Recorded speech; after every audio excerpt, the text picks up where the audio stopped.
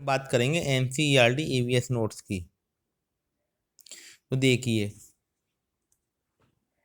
मैंने कुछ नोट्स बनाए अपने पास से। तो देखिए, ये आपका पहला पॉइंट है, बांस और रस्सी से बना पुल। ये कहाँ पर होता है? आपका आसाम में। कहाँ होता है? आसाम में। बांस और रस्सी से बना पुल कहाँ पर होता है? आपका आसाम में होता है। आपकी जो ट्रॉली होती है वो कहाँ होती है? लद्दाख में होती है। ठीक है, ट्रॉली कहाँ होती है? आपकी लद्दाख में होती है। ऊंट गाड़ी का प्रयोग कहाँ पर होता है? आपका राजस्थान में होता है। एक बल्लम होती है, लकड़ी से बनी छोटी सी नाव होती है। क्या होती है? बल्लम होती है, लकड़ी से बनी छोटी सी नाव। वो कहाँ प्रयोग में होती है? केरल में होती है। कहाँ पे होती है? केरल में। ठीक है, ये आपका क्या है? देखिए, बांस और रस्सी से बने पुल का प्रयोग कहाँ पर होता है? आसाम में होता है। ट्रॉली कहाँ पे प्रयोग होती है? आपकी लद्दाख में होती है। बल्लम, लकड़ी से बनी एक छोटी नाव होती है बल्लम, जिसे हम क्या कहते हैं? बल्लम। ये कहाँ प्रयोग होती है? केरल में।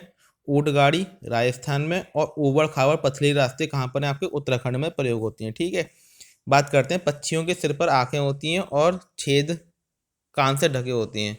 किसके सिर पर आंखें होती हैं और छेद कान से ढके होते हैं? पूछ लेगा आपसे। तो किसके होते हैं? पक्षियों के। किसके होते हैं? पक्षियों के होते हैं। पक्षियों के सिर पर आंखें होती हैं और छेद कान से ढके होते हैं। बालों के कारण जानवर की त्वचा में डिजाइन होते हैं। अब पूछ लेता है किसके कारण जानवर की त्वचा में डिजाइन होते हैं? चार ऑप्शन देगा, जलवायु के कारण, बालों के कारण, ऐसे ही आपको ऑप्शन देगा।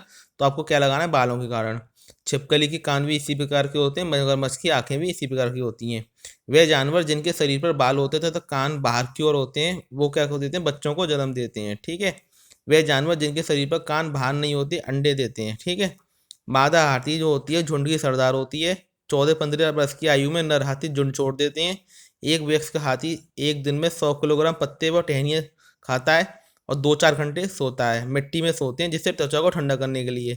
10 से 12 मादा हाथी और कुछ बच्चे झुंड में रहते हैं। आपको हाथी के बारे में इतना कुछ याद रखना है। आगे हम बात करते हैं, अमृता खेजाड़ी गांव में रहती है। अमृता एक लड़की है जो कहाँ रहती है? खेजाड़ी गांव। खेजाड़ी गांव जो है राजस्थान से जोधपुर के पास गांव है। एक राजस्थान के जोधपुर के पास क्या है? एक गांव है। खेजाड़ी में 300 साल पहले घर लकड़ी से बने होते थे। कम पानी में जीवित रहने वाला पेड़ कौन सा है? खेजाड़ी। इसकी विशेषताएं याद रख लीजिए। पूछ लेगा आपसे इसमें से इसकी विशेषता कौन सी नहीं है, तो आप जो है वो याद रख लीजिए, नहीं तो आप अपने आप लगाएंगे। लकड़ी का कीड़ा खराब नहीं करता। छाल दवा बनाने के काम आती है। इस पेड़ की पत्तियां सब्जी के काम आती हैं।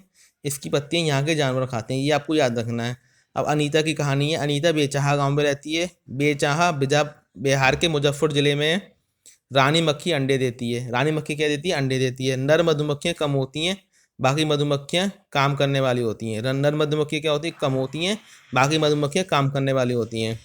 फरवरी में फरवरी के माह में लीची के फूल खिलते हैं। आपको याद रखना है कब कौन से माह में लीची के फूल खिलते हैं? फरवरी के माह में। और मधुमक्खियां वहीं पर ज़्यादा बैठती हैं।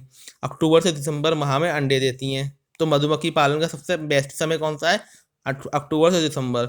मधुमक्खी के डंक में फार्मिंग अम्ल पाया जाता है। कौन सा अम्ल पाया जाता है? जंगल अधिकार कानून कब आया था? 2007। इसके तहत जो 25 साल से ज़्यादा लोग जंगल में रह रहे